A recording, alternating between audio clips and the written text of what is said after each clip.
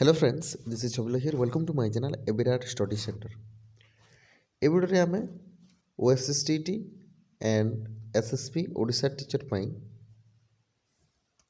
ଆମେ political ସାଇନ୍ସର syllabus ଆକାରରେ ଆମେ ସବୁ ଟପିକ୍ ଡିସ୍କସ୍ କରୁଛେ, ଯେଉଁଟାକି ଆଜି ଆମେ ଡିସ୍କସ୍ କରିବା ଗଭର୍ଣ୍ଣର ବିଷୟରେ, ବିଧାନସଭା ବିଧାନ ପରିଷଦ ବିଷୟରେ, ଷ୍ଟେଟ୍ସର council minister and chief minister विषय ठीक अच्छे। तो सहित आम हाईकोर्ट विषय डिस्कस करवा। तो एतिकी सब आम यही वीडियो रे ही डिस्कस करवा। और जोटा ये आपण मान निहाती भाव में सब इम्पोर्टाट पॉइंट ठीक अच्छे। इम्पोर्टाट पॉइंट जोटा कि आपण मानकर जहाँ भी एग्जाम आप दौरान ना से एग्जाम पॉइंट ऑफ व्यू रे एटा निहाती भाव में हेल्पफुल हम आपण मानकर।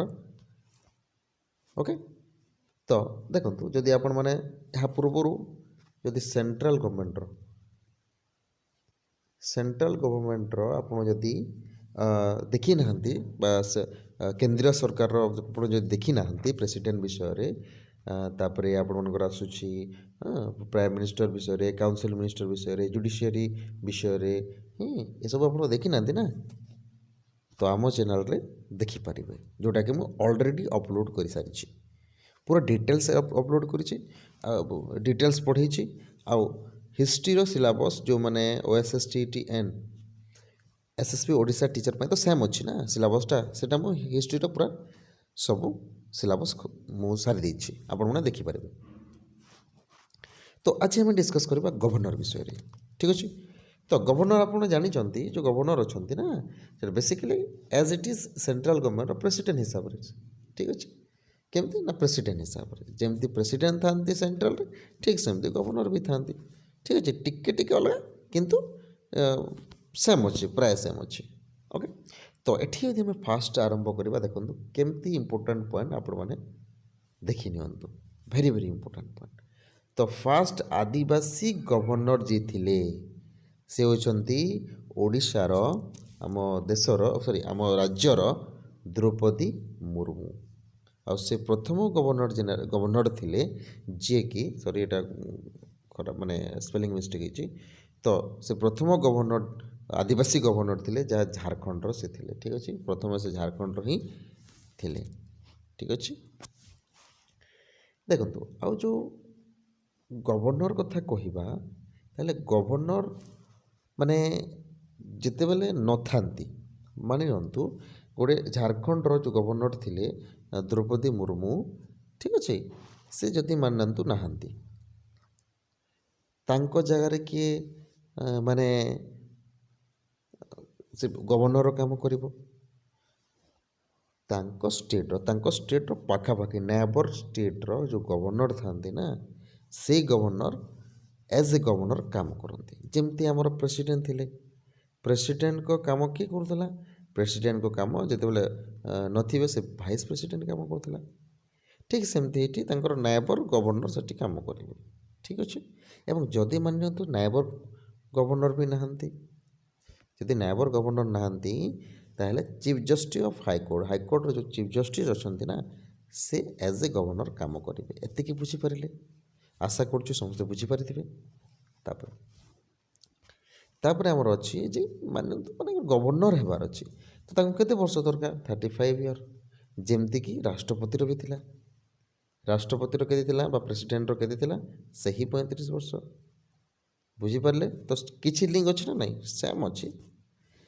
तापर एठी देखंतु जेते माने गवर्नर पावर अच्छी, अपॉइंटमेंट प्रोसीजर अच्छी, इंडियन कॉन्स्टिट्यूशन रो को पार्ट रे लिखा है भाई पार्ट 6 रे, को पार्ट रे पार्ट 6 रे लिखा है। एवं आर्टिकल 153 कहे कि there shall be governor of each state, सब स्टेट गोटे गोटे कौन रे गवर्नर, एमती नुहे कि केवल गोटे रे गोटे स्टेट गोटे रे दीरु अधिक स्टेट रो भी गोटे गवर्नर हो पारिबे एका टाइम रे।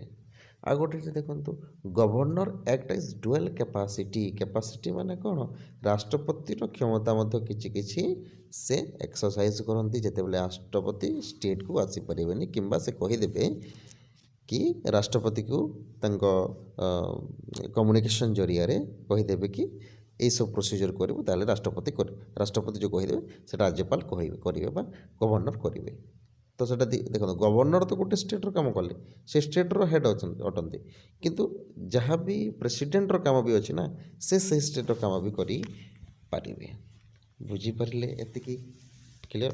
तापर एटा क्वालिफिकेशन लिखी एटा आपण मैंने देखिपारे ये देखु ये आपण मैंने हाँ ये देखो गवर्नर जदि अपॉइंट करार अच्छी हाँ गवर्नर जोटा कि chief minister of Odisha chief minister of A state governor देखो सेठी प्रेसिडेंट क्या अपॉइंट करदेला प्राइम मिनिस्टर को एठी गवर्नर क्या अपॉइंट कर चीफ मिनिस्टर को बुझीगला। आ तो सहित देखो एडवोकेट जनरल को भी करती chairman and the members of the state public service commissioner president जिते बेले करता यूनियन पब्लिक सर्विस कमिशनर करता है सेम अच्छे कि नहीं वेरी गुड। तब state commission state election commission को भी अपॉइंट करती सेठी चीफ इलेक्शन कमिशन को अपॉइंट करती किए प्रेसिडेंट बुझी हो सब यस जिते बेले इलेक्शन प्रोसीजर पढ़ा पुणी चीफ इलेक्शन कमिशन विषय भी पढ़ा नेक्स्ट अच्छी ओके। आउ प्रत्येक स्टेट्र ठीक अच्छे जिते भी यूनिवर्सिटीज अच्छी से ही यूनिवर्सिटीज जड़े जड़े चांसेलर हंती गवर्नर ओके बुझीपारे। आउ जिते भी विधान परिषद मेंबर्स अच्छा ना 1/6 आमर विधान परिषद जिते भी सीट अच्छी 1/6 member appointed by the governor बुझी हो। आउ सुप्रीम पावर जो एक्सरसाइज करती रूल ऑफ प्रेसिडेंट माने एटा गोटे पॉइंट देछि कि exercise supreme power during the rule of president okay माने जिते बेले प्रेसिडेंट को इमरजेंसी समय चलिबो स्टेट इमरजेंसी है फाइनेंशियल इमरजेंसी है तो से समय गवर्नर प्रेसिडेंट को रोल रे से गोटे सुप्रीम पावर एक्सरसाइज करती प्रेसिडेंट रोल प्रेसिडेंट कहे ना मुझे कहते जो डुअल कैपेसिटी वाला ठीक से डिक्लेयर प्रोरोगिव माने कौन it's means end of the today session आज गोटे सेशन बस जमीक कि 3टी सेशन होता जुडिशियरी आम लोकसभा राज्यसभा है ना। तो से सेशन रे कौन से माने स्टेट रो सेशन रे बुझे ना 3टी सेशन थे गोटे है विंटर सेशन प्रथम तो आस budget session winter monsoon session तापर बजेट विंटर सेशन हो तो 3टी सेशन रे कौन कर डिक्लेयर कर सेशन किसी बजेट फजेट डिस्कस कर लॉ रूल्स कौन केमती कराव से डिस्कसन कर तो ये डिक्लेयर किए कर प्रोरोगिव कि सेशन को एंड डिक्लेयर कि कर गवर्नर ही डिक्लेयर करेंगे। आ गोटे देखो पावर ऑफ ऑर्डिनेंस यहीटा से पावर रही है पावर ऑफ ऑर्डिनेंस कहार गवर्नर यहाँ मन रखिए। आउ गवर्नर कि प्रेसिडेंट गवर्नर होती red Indian Red Cross president आउ से इंडियन रेड क्रॉस कोटा से स्टेट ब्रांच ठीक अच्छे माने तो ओडिशार गवर्नर जी से रेड क्रॉस भी गवर्नर माने president okay. Governor is the constitutional head कि आउ प्रेसिडेंट भी कॉन्स्टिट्यूशनल हेड बुझीपारे। केवल गोटे पर्सन अपॉइंटेड हो पार माने दीरु माने ज़्यादा स्टेट रे सेटा को आम भी कहीपर डुअल कैपेसिटी बा 2टी जगार से एक्सरसाइज करुच्ची पावर या गोटे स्टेट प्रेसिडेंट पावर भी अपॉइंट माने एक्सरसाइज करुच्ची तो सेमती। तापर देखो council minister and chief minister बुझीपारे council minister of chief minister देखो चीफ मिनिस्टर जोटा रोचंती सेटा प्राइम मिनिस्टर भूमिका निभाउछंती ओडिशा स्टेट रे काउंसिल जोटा रोच काउंसिल मिनिस्टर प्राइम मिनिस्टर मानकर काउंसिल मिनिस्टर जो थे ठीक सेमती ही एज इट इज सेम ठीक अच्छे केवल स्टेट जगार ये सेंट्रल जगार स्टेट लगे जमीक ये like PM and council minister जैसे जमती अच्छी सेमती देखो किसी मुझे इम्पोर्टेंट कथा कहबी जो गवर्नर जोटा कि अपॉइंट करुँच देखो governor also appoint a tribal affairs minister for the following states ये गवर्नर कथा देला यहाँ स्टेट रू भी से ट्राइबल मिनिस्टर से अपॉइंट करें गवर्नर है ये देखिए देखो कि काउंसिल मिनिस्टर 3टी था ओडिशार काउंसिल मिनिस्टर 3 कैटेगोरी गोटे है कैबिनेट मिनिस्टर ଆଉ ଗୋଟେ ହେଲା ମିନିଷ୍ଟର ଅଫ୍ ଷ୍ଟେଟ୍, ଆଉ ଗୋଟେ ହେଲା ଡେପୁଟି ମିନିଷ୍ଟର। ବୁଝିପାରିଲେ? ଠିକ୍ ହେଲା। ଦେଖନ୍ତୁ କାଉନସିଲ୍ ମିନିଷ୍ଟର ଆମେ ଯଦି ଦେଖିବା, କାଉନସିଲ୍ ମିନିଷ୍ଟର କାମ କ'ଣ? ପ୍ରାଇମ୍ ମିନିଷ୍ଟର ସହିତ ସେମାନେ ଲିଙ୍କ କରିବେ ବା ପ୍ରାଇମ୍ ମିନିଷ୍ଟର ସହିତ କାମ କରିବେ। ଠିକ୍ ସେମିତି ଷ୍ଟେଟ୍ର କାଉନସିଲ୍ ମିନିଷ୍ଟର ଯେଉଁମାନେ ଅଛନ୍ତି ସିଏମ୍ ସହିତ ସେ ଲିଙ୍କ ରହିକରି କାମ କରିବେ। ସେମ୍ ଲାଗେନି, ସେମ୍ କଥା। ବୁଝିପାରିଲେ କି? ତ ଚିଫ୍ ମିନିଷ୍ଟର ବିଷୟରେ ଟିକେ ଆମେ ଅଧିକା ଜାଣିବା। ଦେଖନ୍ତୁ ଚିଫ୍ ମିନିଷ୍ଟର କ'ଣ? ଚିଫ୍ ମିନିଷ୍ଟର ହେଉଛନ୍ତି ଷ୍ଟେଟ୍ର ଗୋଟେ ହେଡ଼୍, ଯିଏକି ରିଏଲ୍ ହେଡ଼୍ ବୋଲି କହିବା, ହେଲା ହେଡ଼୍ ଅଫ୍ ଦ ଗଭର୍ଣ୍ଣମେଣ୍ଟ। ଆଉ ଏଠି ଦେଇଛି ଯେ in relation to the council minister ସହିତ ରିଲେସନ୍ ରଖିବ, ଗଭର୍ଣ୍ଣର ସହିତ ରିଲେସନ୍ ରଖିବ, ଷ୍ଟେଟ୍ ଲେଜିସ୍ଲେଚର ସହିତ ରିଲେସନ୍ ରଖିବେ, ଷ୍ଟେଟ୍ ପ୍ଲାନିଂ ବୋର୍ଡ଼ ବିଷୟରେ ସେ ଚେୟାରପର୍ସନ୍ ଅଟନ୍ତି। ହଁ, ସେ ଭାଇସ୍ ଚେୟାରପର୍ସନ୍ ବି ରହିଥାନ୍ତି ଗୋଟେ ଜୋନାଲ୍ କାଉନସିଲ୍ ର ମାନେ କିମ୍ବା ହୋଲ୍ଡିଂର ସେ କ'ଣ ରହିଥାନ୍ତି, ଯେଉଁ ଭାଇସ୍ ଚେୟାରପର୍ସନ୍ ବି ରହିଥାନ୍ତି। ଓକେ। ଆଉ he is a member also inter state council, national development council, whose are headed by the prime ମିନିଷ୍ଟରର ଯେଉଁ କରନ୍ତି କାମ ନା, ଗୋଟେ ଷ୍ଟେଟ୍ରୁ ଆଉ ଗୋଟେ ଷ୍ଟେଟ୍ ଭିତରେ ଯେଉଁ ରିଲେସନ୍ ରଖିବା, କୋଅପରେସନ୍ କରିବା, ନ୍ୟାସନାଲ୍ ଡେଭଲପମେଣ୍ଟ କାଉନସିଲ୍ର ସବୁ ଷ୍ଟେଟ୍ର ଗୋଟେ ଗୋଟେ ଗଭର୍ଣ୍ଣର, ସବୁ ଷ୍ଟେଟ୍ର ଗୋଟେ ଗୋଟେ ଚିଫ୍ ମିନିଷ୍ଟର ନା, ସେମାନେ ଗୋଟେ ଗୋଟେ ମେମ୍ବର ହେଇଥାନ୍ତି ସେହି ଜାଗାର। ଓକେ। ଆଉ ଚିଫ୍ ମିନିଷ୍ଟର ଆପଣ ଜାଣିଛନ୍ତି ସେ କାଉନସିଲ୍ ଅଫ୍ ମିନିଷ୍ଟରର ହେଡ଼୍ ଅଟନ୍ତି। ଯେମିତି ପ୍ରାଇମ୍ ମିନିଷ୍ଟର ଥିଲେ କାଉନସିଲ୍ର ହେଡ଼୍, ଠିକ୍ ସିଏମ୍ ମଧ୍ୟ କାଉନସିଲ୍ର ହେଡ଼୍ ହେବେ। ତ ସେ କ'ଣ କାମ କରିବେ? ସେ ମିନିଷ୍ଟରମାନଙ୍କୁ ଆପଏଣ୍ଟ କରିବେ। ଓକେ, ରେକମେଣ୍ଡ କରିବେ। ଗଭର୍ଣ୍ଣର ଯେଉଁଟା ଥିଲେ ନା, ଗଭର୍ଣ୍ଣରକୁ ଯେଉଁ ମିନିଷ୍ଟର ଆପଏଣ୍ଟ କରିବେ କାହା ହିସାବରେ?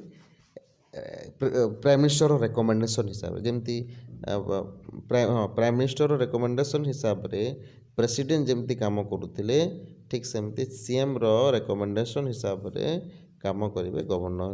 ବୁଝିପାରିଲେ? Same. He designates and receives the portfolios of the minister। ମାନେ କାଉନସିଲ୍ ମିନିଷ୍ଟର ମାନଙ୍କର ସେ କ'ଣ କରିବେ? ପୋର୍ଟଫୋଲିଓ କରିବେ। କେଉଁ ପ୍ରାଇମ୍ ମିନିଷ୍ଟର କେଉଁ କାଉନସିଲ୍ ମିନିଷ୍ଟରଟା କେଉଁ ଡିପାର୍ଟମେଣ୍ଟରେ ରହିବ ସେ ହିଁ ଡିସାଇଡ଼୍ କରିପାରିବେ। କେମିତି PM ଡିସାଇଡ଼୍ କରୁଥିଲେ, ଠିକ୍ ସେମିତି ନା। ଆଉ ମାନେ ସେ ମିନିଷ୍ଟରକୁ ରିଜାଇନ୍ କରିବା ପାଇଁ କହିପାରିବେ, ଏତିକି ପାୱାର ଅଛି ତାଙ୍କର। ଆଉ କାଉନସିଲ୍ ମିନିଷ୍ଟରର ଯେଉଁ ମିଟିଂ ହୋଇଥାଏ ତାର ହେଡ଼୍ ହେଇଥାନ୍ତି। ବୁଝିପାରିଲେ କି ନାହିଁ? ସବୁ ମେମ୍ବରମାନଙ୍କର ଆକ୍ଟିଭିଟିସ୍କୁ ସେ ଗାଇଡ଼୍ କରିଥାନ୍ତି, କଣ୍ଟ୍ରୋଲ୍ ବି କରିପାରିବେ। ଓକେ।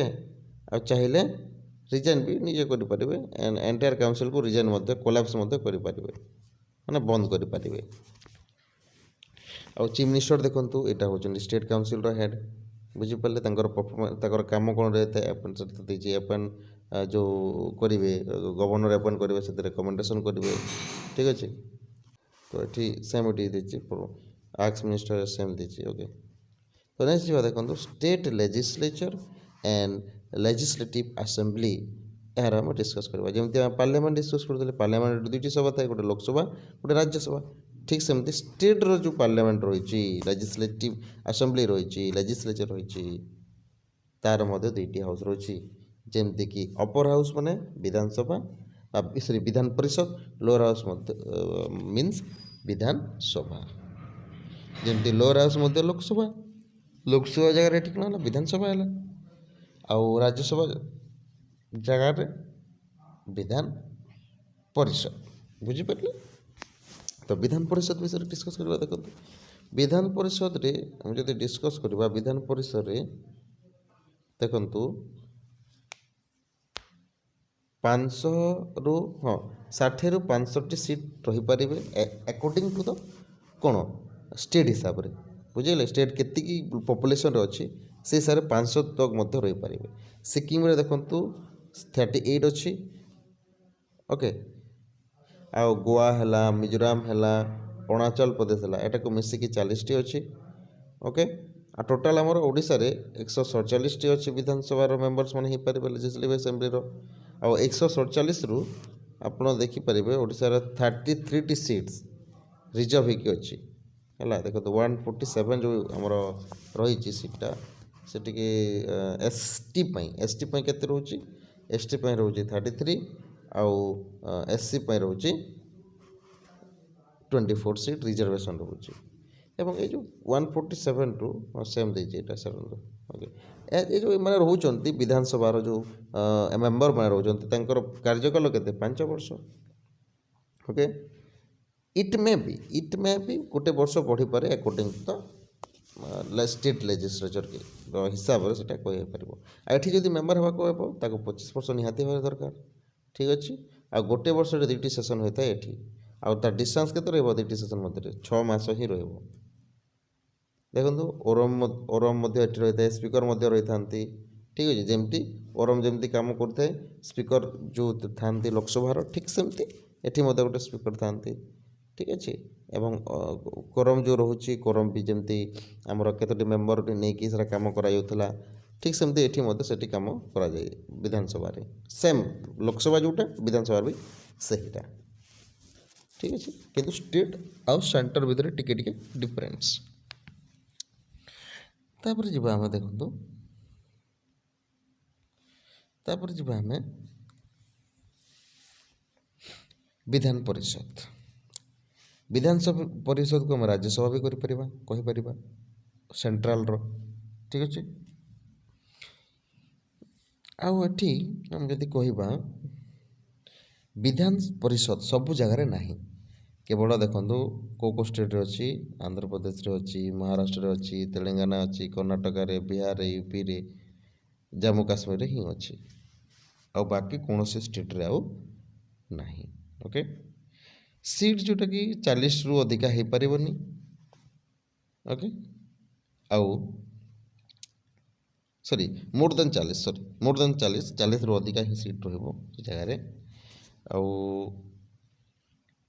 ଏଠି ଲୋକସଭାର ଯେଉଁ ସିଟ୍ ଅଛନ୍ତି ନା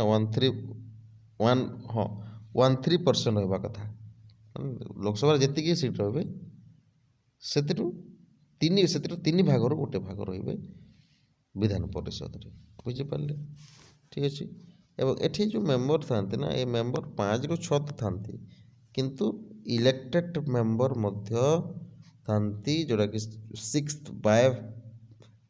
5/6 ମାନେ 6 ଭାଗରୁ 5 ଭାଗ ଇଲେକ୍ଟେଡ୍ ହୁଅନ୍ତି ଦେଖନ୍ତୁ 6 ଭାଗରୁ 5 ଭାଗ ଲୋକ ଇଲେକ୍ଟେଡ୍ ହୋଇଥାନ୍ତି 6ରୁ ଗୋଟିଏ ଭାଗ ନୋମିନେଟେଡ୍ ହୁଅନ୍ତି ଯେମିତି ଏକ୍ଜାମ୍ପଲ୍ ନେଇଯିବା 40ର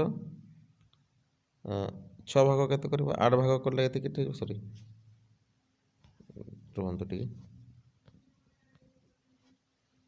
ଦେଖନ୍ତୁ 40 ସିଟ୍ ଅଛି ଓକେ ଆମର କେତେ ସିଟ୍ ଅଛି 40 ସିଟ୍ ଅଛି 40 ସିଟ୍ରୁ ଆମେ ଭାଗ କରିବା କାହା ସହିତ 5 ସହିତ 6 ସହିତ ଭାଗ କରିବା ନା 6 ସହିତ ଭାଗ କରିବା ତ 6 ସହିତ ଭାଗ କଲେ କେତେ ହେବ ପାଖାପାଖି ଆପଣଙ୍କର ହେଇଯିବ